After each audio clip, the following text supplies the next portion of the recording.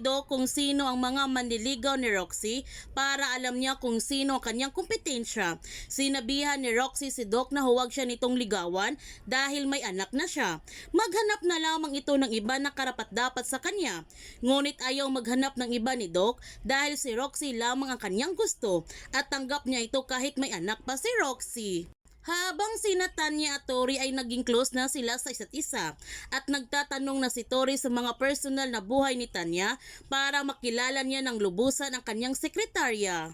Hindi naman nagustuhan ni Brandon ang pag-usisa ni Tori sa kanilang mga personal na buhay at ayaw niya na may iba pang makakaalam sa kanyang sekreto na kasal na siya dati. Ayaw muna niyang malaman ito ni Sky dahil maayos na ang kanilang pagsasama. Gayon pa man, tinawagan ni Archie ang cellphone number ni Roxy sa Pilipinas para makausap na niya ito.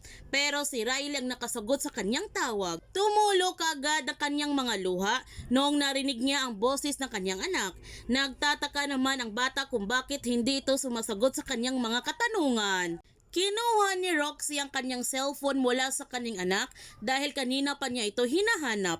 Ngunit binaba kaagad ni Archie ang phone dahil hindi pa siya handa na kausapin si Roxy. Nagmamadali naman si Sky na umalis ng opisina para ihatid si Z sa airport. Nakisakay na lamang siya sa motor ni Weasley para mabilis ang kanyang pagdating sa kinaroonan ni Z. Samantala, noong aalis na sana si Z papunta ng airport, may biglang pumasok ng mga lalaki sa kanyang bahay para kunin siya. Kahit anong takbo ang ginawa ni Z, wala siyang laban nito. Sa pagdating ni Sky, nagulat na lamang siya na isinakay na si Z ng puting van na wala na itong malay. Kahit tumakbo siya ng mabilis, hindi na niya itong mahabol ang sasakyan.